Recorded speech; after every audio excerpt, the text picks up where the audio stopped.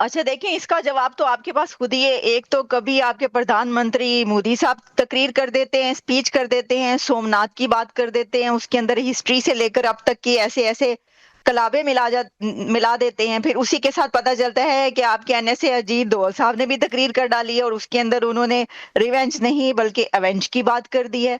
और फिर अब आप ये कह रहे हैं कि भाई ये भी हमें जानते हैं कि आपके आर्मी चीफ की तरफ से भी स्टेटमेंट्स आ रही हैं, तो फिर तो ये सवाल बनता ही नहीं है कि ये जो एक इस तरह की सोच पाई जा रही है, खौफ पाया जा रहा है, बल्कि मुझे लगता है पूरी दुनिया में ही है कि इंडिया और पाकिस्तान के बीच जो है वो कुछ भी हो सकता है। और ये जो ईयर है 2026 जो नया साल शुरू हुआ है, ये पिछले साल से भी ज्यादा इस बारे में खौफनाक साबित हो सकता है, क्योंकि आपकी तरफ से तो बार बार ये कहा जा रहा है कि ऑपरेशन सिंदूर जारी है, अभी खत्म नहीं हुआ।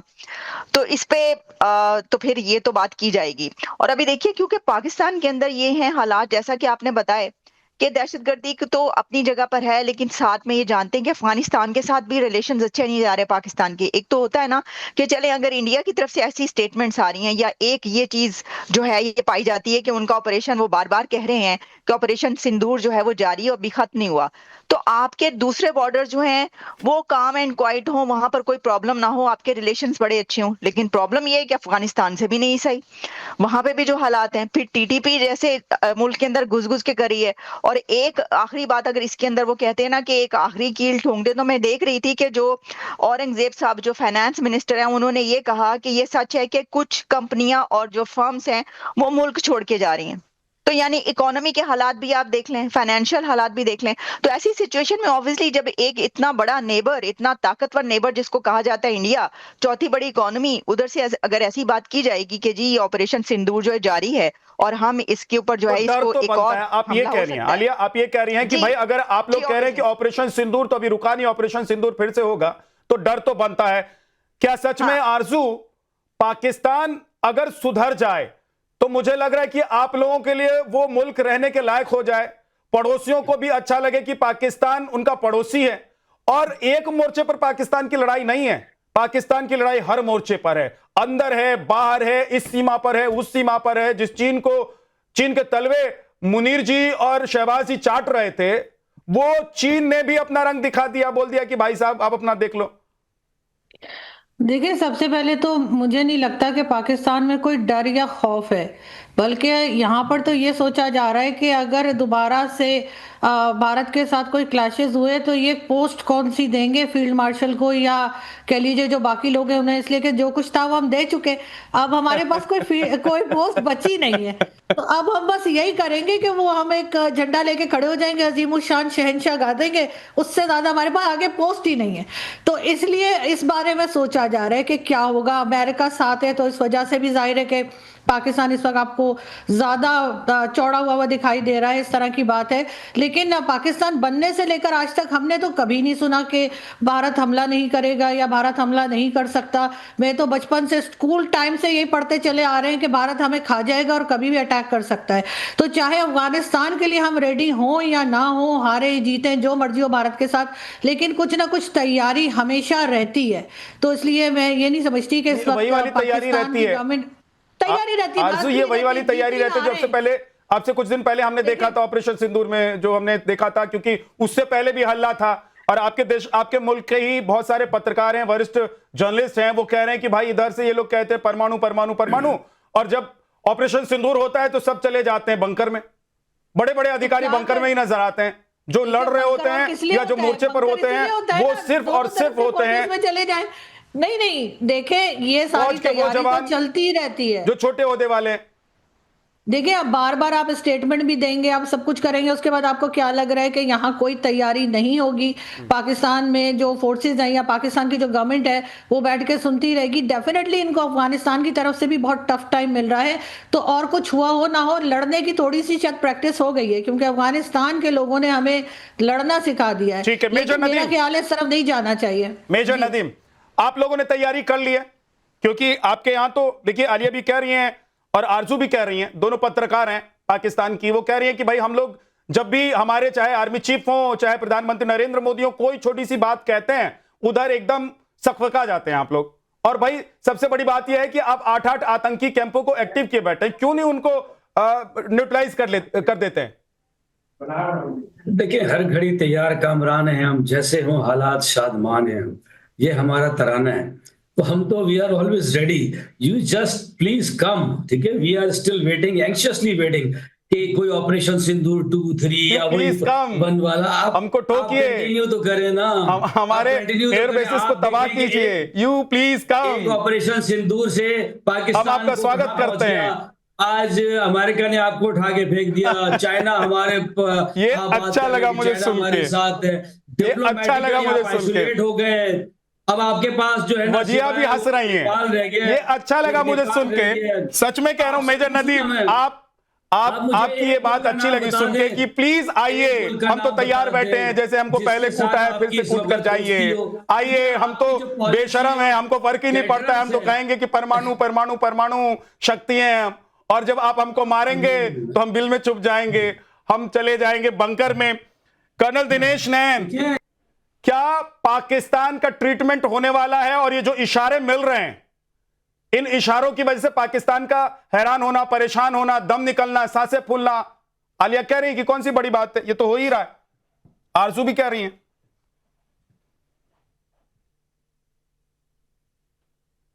कर्नल साहब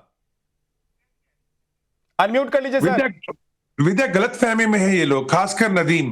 देखिए, जब नदीम ने अभी कहा ना आ जाओ आ जाओ, तो सभी जितने भी लोग बैठे हैं यहाँ पे, सबके सब पाकिस्तान से, सबके एकदम चौंक के बोले क्या बोल रहा है। खुद नदीम साहब अपनी हंसी नहीं रोक पा रहे थे जब ये कह रहे थे, तो वो अपनी हंसी नहीं रोक पा रहे थे। मैं बताता हूँ ये क्यों, समझदार लोग क्यों बोल रहे हैं ऐसा जी। क्योंकि विद्या बात ये थी कि अभी तक अमेरिका जो है पाकिस्तान को इस्तेमाल करने वाला था ईरान के अंदर, और अमेरिका की फोर्सेस जो है एक टेररिस्ट के खिलाफ की एक्सरसाइज के बहाने अभी पाकिस्तान और अमेरिकन फोर्सेस आपस में पाकिस्तान में एक्सरसाइज कर रही हैं। इनके तैयारे जो है वो भी उड़ रहे हैं अमेरिका के पाकिस्तान में, ड्रोन्स भी उड़ रहे हैं। इनके शमसी एयर बेस से लेके नूर खान, जहां पे इनका स्ट्रेटेजिक बेस बना रखा है अमेरिका ने, जहां हमने ठोका इनको, तो वो भी एक्शन में। पर प्रॉब्लम क्या हो गई अभी मैं बताऊं विद्या, ईरान के अंदर पिछले 48 घंटों के अंदर इतना ज्यादा सड़कों पे लोग आ गए हैं, विद्रोही लोग, कि 12,000 से लेके 15,000 के करीब तो ऑफिशियल आंकड़े हैं, मौतें हो चुकी हैं।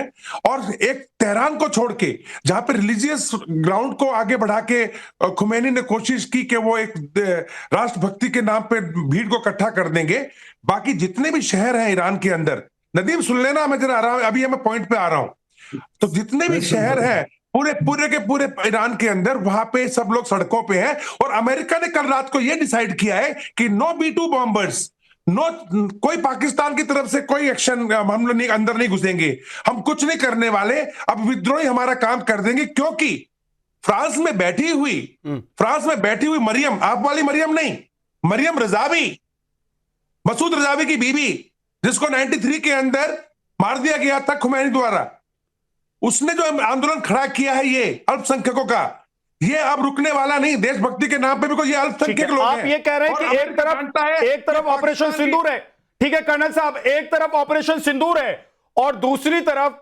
पाकिस्तान के हुक्मरानों, यानी कि वहां पर जो सरकार में बैठे लोग हैं, उनके अंदर दो डर है। एक खामनेई वाला डर है और दूसरा डर है मादरो वाला। और इस दोनों डर के अलावा जो सबसे बड़ा डर है ऑपरेशन सिंदूर का, उस डर की वजह से नींद नहीं आ रही है। अश्विनी सर, ये मतलब एक तरफ भारत है, दूसरी तरफ अफगानिस्तान है, और दो डर तो ऐसे घर कर गए जो बॉर्डर से भी नहीं आ रहे, सीधे दिल तक उतर रहे हैं इनके। हाँ बिल्कुल, देखो विद्या, सच्चाई है कि पाकिस्तान को समझना चाहिए था कि 4 दिन में पाकिस्तान के घुटने टिक गए, उनके पूरे के पूरे जितना भी टेरर इंफ्रास्ट्रक्चर था वो बर्बाद हो गया। फिर उसके 11 फ्रंटलाइन एयरफील्ड वो नॉन ऑपरेशन हो गए, चाहे सरगोदा था, नूर खान, बोलारी था, जकोबाबाद, स्कारदू। मगर अभी भी पाकिस्तान मानने को तैयार नहीं है। उसके पास अभी भी 8 जो लॉन्च पैड अभी भी रखे हुए हैं, 6 रखे हैं LOC के सामने और IB के सामने 2। वो कर क्या रहे? इसका मतलब आतंकवाद की जो पॉलिसी है उसको तो बंद नहीं किया इन्होंने। ब्लीड इंडिया विद 1000 कट्स तो वो रखेंगे।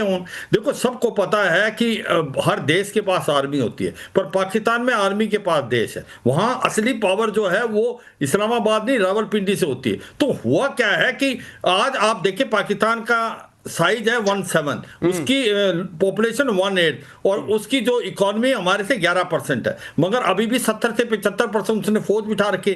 तो एक इमेजिनरी थ्रेट करते हैं ये अपने लोगों को डराने के लिए कि भाई भारत आके आपको खा जाएगा, जबकि उल्टी बात है कि पाकिस्तान आतंकवाद का साथ नहीं छोड़ रहा। आज पाकिस्तान में पॉलिटिकल इंस्टेबिलिटी, इकोनॉमिक क्राइसिस, आतंकवाद बढ़ रहा है। ये आतंकवाद किसी और ने तो पैदा किया नहीं, ये तो पाकिस्तान ने खुद ही किया। ये जो तहरीके तालिबान पाकिस्तान है, ये तो पाकिस्तान के मदरसा में पैदा हुए हैं, ये कहीं और नहीं हुए। और आज अफगानिस्तान इनको इसलिए मार रहा है क्योंकि इन्होंने उसको धोखा दिया है। वो तो डूरन लाइन मानते नहीं, जो आपके एक पश्तून है वो दोनों तरफ के वो अफगानिस्तान में मिलना चाहते हैं शरिया लॉ।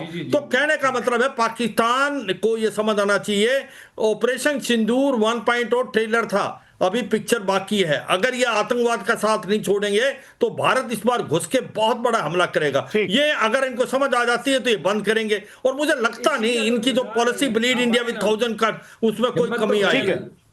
मेजर साहब आप जवाब देना चाह रहे हैं? मेजर नदीम बोलिए। मैंने कहा सर हिम्मत करें ना, आए ना, और मेरे लिए भी गेस्ट रूम कराए ना, कहीं वहां पे आएंगे फिर बाद में। अभी अमेरिका का पाकिस्तान की अमेरिका के चक्कर में मत पंगे लो, मैं बता रहा हूँ आपको। ईरान हमारा भाई है, ईरान हमारा भाई है, यही मैं समझा रहा था। पंगे मत लो। ईरान हमारा भाई है, अफगानिस्तान भी भाई था भैया, ईरान को डैमेज नहीं कर सकता। अफगानिस्तान भी भाई था। ये कह रहे हैं ईरान हमारा भाई है और ईरान कह रहा है पाकिस्तान कसाई है। अच्छा, और इन्होंने अमेरिका से ठेका भी ले लिया है कि हम कत्लेआम मचाएंगे। भाई अपने भाई बिरादरियों को कब तक आप धोखा देते रहेंगे? आपका भाई मतलब भारत जैसे पड़ोसी के साथ आपने रिश्ते अच्छे नहीं रखे तो नहीं रखे, कम से कम जिस बिरादर के नाम पर आप दुनिया में भाई और नेटो की तरह एक सैन्य संगठन बनाना चाहते हैं, उनको कम से कम पीठ में छुरा तो मत मौका कीजिए, मत छुरा घोपिए। मेजर नदीम एक सेकंड रुक जाइएगा। मेजर नदीम जरा मैं सुना देता हूं, सुनिए। ये मैं नहीं कह रहा हूं, ये कमर चीमा है। कमर चीमा को जानते हैं मेजर नदीम आप? मेजर नदीम कमर चीमा को जानते हैं? जी जी जानते हैं कमर चीमा। अब सुन लीजिए, अब सुन लीजिए मेजर नदीम और वजिया, आपके पास आ रहा हूं, आप भी सुनिए। ये मैं नहीं कह रहा हूं, दरअसल जिस तरीके से इस वक्त पाकिस्तान में हालात हैं, उसके बाद वहां के लोग, वहां के जो विशेषज्ञ हैं वो क्या कह रहे हैं वो मैं जरा बताना चाहता हूं, सुनाना चाहता हूं। कमर चीमा साहब कहते हैं कि आपको यह भी पता है कि पाकिस्तान की न्यूक्लियर डॉक्ट्रिन क्या है, सवाल उठाते हुए वो कहते हैं कि जो भी ऑफिशियल अनऑफिशियल है, ऑफिशियल तो कोई नहीं, अनऑफिशियल ही है। सुन लीजिए आगे, वो कहते हैं कि अगर हमारी टेरिटरी कब्जा करेंगे, हमारे लोगों को मारेंगे, हमारी फौज को मारेंगे, हमें इकोनॉमिकली डिस्टर्ब करने की कोशिश करेंगे, तो हम इंडिया पर क्या कर सकते हैं, क्या चला सकते हैं? सब कुछ चला देंगे, क्या मिलेगा? ये आपके ही आके लोग कह रहे हैं। इसीलिए मैंने सबसे पहले आलिया से सवाल पूछा था कि पाकिस्तान में इतना डर क्यों है। वजिया सईद, देखिए पाकिस्तान में बिल्कुल कोई डर नहीं है, और मैं मेजर साहब की बात को जो है ना, मैं आपके लिए ताली बजाना चाहता हूं। मैं वजिया पहले आपके लिए मैं भी ताली बजाना चाहता हूं। आलिया, आरजू और पैनल में बैठे हुए जितने लोग हैं, मैं कहूंगा सब एक बार वजिया के लिए ताली बजा दीजिए, क्योंकि डर के साए में बैठे होने के बावजूद अगर कोई पाकिस्तानी महिला कह रही है कि यहाँ पर कोई डर नहीं है तो वो शाबाशी के काबिल है। वजिया बोलिए। 10 मई को जब हमने जवाब दिया तो कर्नल सोफिया ने खुद कहा था कि पाकिस्तान अगर जवाब ना दे तो भारत अपनी पोजीशन से पीछे हट जाएगा। तो डरा कौन? हम तो नहीं डरे, हमने तो 3-4 दिन आपके ड्रोन अटैक्स देखते रहे। मेजर नदीम मुझे एक बार में एक ही सिर्फ अभी वजिया सईद बोलेंगे बंकर के अंदर। देखिए मैं आपको ये कह रही हूँ कि हमें बिल्कुल कोई डर नहीं है, और जो आप कह रहे हैं ना, आप जरूर तशरीफ लाए, हमला करें, जहां से मर्जी करें। आपने प्रेस कॉन्फ्रेंस सुन ली, तो ऐसे कह रहे हैं जैसे आपने वहां लंच और डिनर का इंतजाम कर रखा है।